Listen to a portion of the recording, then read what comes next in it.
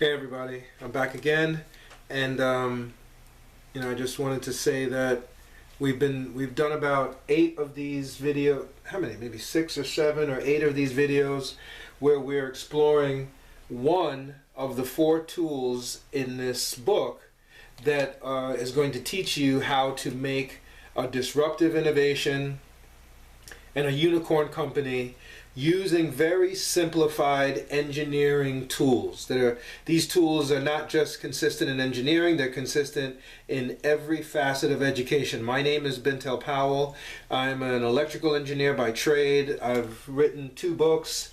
I've been my own marketing and publicist person. I've been in sales and marketing for about 30 years.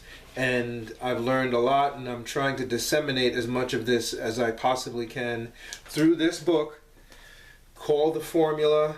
It's like it's an engineer's look at how to make a company using very simple engineering tools. It's like you can think of it as a mathematical recipe for making a company. Can you guys see that? You see how many lights I got here around me? Like I'm literally surrounded by lights. All right, so hopefully you can see that. Please do not buy this book on Amazon. Please go to https://theformula.us, and we will mail you a copy just as quickly as Amazon would, so you don't have to go to Amazon. The book that's on Amazon, they don't pay us, so we're trying to get it off there, but it's the same price as if you buy it directly from me. And you get raised lettering, you get nice linen paper, and you get my signature so that when I become famous, maybe you can sell the book for $100 instead of the $16.99 that you're going to pay for it. So, again, please do not buy this book on Amazon. All right, so moving forward, I'm going to show you today how you can use this formula almost like a machine gun, like a weapon, right? And before we get into it, I just want to say that I'm not sure if you know, but in every company, the highest paid person in every company is always the salesperson. No matter what you study, you could study nuclear physics, you could become a rocket scientist. The higher you go up in the company, the less of a scientist you become and the more of a salesman you become as you make money, right? The reason I'm bringing this up is that for some reason, even though salespeople make the most money in the real world, in the rat race, you can't go to a college and study sales as a major. You can't get a degree in sales. Why is that? All right? So I think that's part of the matrix. That's part of us being stuck in the matrix. They want us to learn everything else except the stuff that's going to help us make money. And me, personally, the only reason I went to college was to make money. All right, and so that's what this is all about. This is a scientific look at the sales process, and we're going to turn this model into an automatic machine gun. And I'm going to show you how we do that. So we've been playing with this for a while, and as you can see, I have here, hopefully you can see at the bottom, it says war, right? Business is war. It's warfare, right? Business CEOs are ruthless. They're just as ruthless as any general in the military. And what's funny is that a lot of the language in sales actually sounds like it's military, right? So the biggest one is this word here. I hope you folks can see it. Target demographic. All right, these are the target people you're going to make your customer relationships, and they literally call it target demographic, meaning you want to be a sharpshooter. You don't want to waste your bullets on people who are not going to be buying your product or not in your target demographic. You want to shoot directly at the people who are going to buy your product and ignore the people that are not. All right, and another, I hope you can see this over here to the, what is that? That's your right, that's my right, or left, or whatever, right? These are the 2 vocabulary words, and in the curriculum we have all these vocabulary words so that you can understand when people are talking and model this. And when you're having conversations with people about business, it's always going to be these 3 things. And the vocabulary words that are in the curriculum allow you to know whenever somebody says marketing and advertising or M&A, they mean information, right? So, but these two vocabulary words today are beachhead and critical mass, all right? Beachhead is a term that says when you first start building your money machine, where are you going to land? Who are the people that you're going to try to sell your product to first, right? And the reason the word critical, and in war, like there's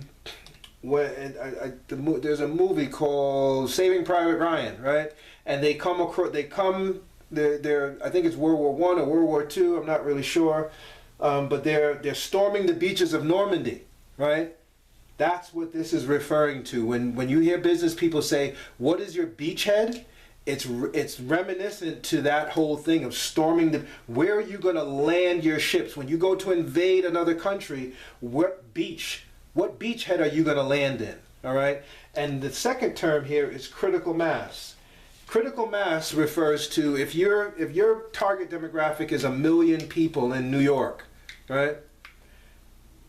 Critical mass is what is that number, percentage of that 1 million people in New York that you have to successfully sell your product to so that they can then go out and start selling your product to everyone else. And that's called critical mass, all right? So these terms are very important because when you're using this machine gun, right? When you're using this model and you're modeling out your go-to market strategy is another term for it, right? Or your business model. This information, your marketing, your advertising, your radio ads, your TV, your internet, your viral marketing campaigns, all of that is pointed at this target demographic, all right? This target demographic is your beachhead. And you have to achieve a certain critical mass with that target demographic. So let's say, remember the machine, this vehicle, and there's another term that you will hear a lot of financial people. This is what this is at this point is a financial vehicle, right? And you are in this financial vehicle as the CEO. As the CEO, you're in the middle of it, right? And you are using these 3 gears to get to your target demographic and achieve that critical mass as quickly as possible. All right? So you go to an investor, right? You develop a relationship with an investor. They give you $10 million for your media buys. Right? And you're going to do ads, you're going to do marketing campaigns on Instagram, on Facebook, on TikTok, on Snapchat, or in all these different places. You're going to place ads in all the major newspapers and the Wall Street Journal, New York Times, depending on your product. Depending on your product, you'll know where your ads are going to go, right? When I did my first book, I got myself on the Howard Stern show and the Wendy Williams show, right? And I was trying, unfortunately, I thought that was my target demographic, the people that listened to that show. It wasn't. All right? Another mistake I made. And you, as a young CEO, you're going to make a lot of mistakes, and you learn from them, right? So, but had it worked, right? Using me as a case study, had it worked, and had people listen to the Howard Stern show, 9 million people at that time every day listened to the Howard Stern show. So it was a big boost for raising awareness about me. I remember the days after that I went out hanging out in Manhattan, everybody knew who I was. They'd be like, "Oh, you were on the Howard Stern show." I'd be like, "Okay, I guess this is success." But people weren't necessarily buying books from the Howard Stern show, right? They know who I was, but they weren't buying books, and they weren't buying books from the Wendy Williams show either, because I did her show too. The only person at that time that could sell books was Oprah. And that's where I was trying to get to, but that's a whole other story for another video, right? But say I got into the Oprah Winfrey show. Just say hypothetically I'd gotten to the Oprah Winfrey show. And she were to speak to my target demographic, right? Because now Oprah, the information is not information anymore.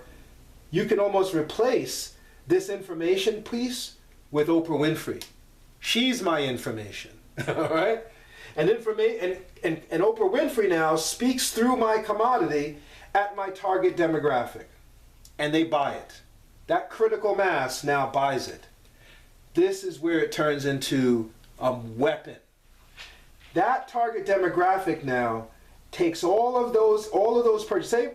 Say in one day, going on the Oprah Winfrey Show, which was very possible, your sales go from 0 to 500,000 or even 1 million books sold in one day. One show, Oprah Winfrey says that. She's the only person who could do that. The Oprah effect. She's the greatest salesperson in the history of capitalism, in my opinion. But that's just me, all right? All these people that buy your product now, they are going to give you feedback. Remember, we talked about this. They're gonna funnel feed. In addition to money coming out of your output, right? They're going to give you feedback to funnel back into your information stage, into these 3 gears.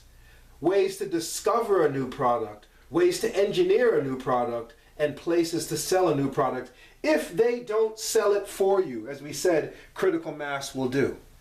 And your job now is to hone all of that feedback, right? You're supposed to be able to harness it on your website, harness all that information, and then use critical thinking right here, right? Because some people are going to tell you things that are going to work. Some people are going to tell you things that are not going to work.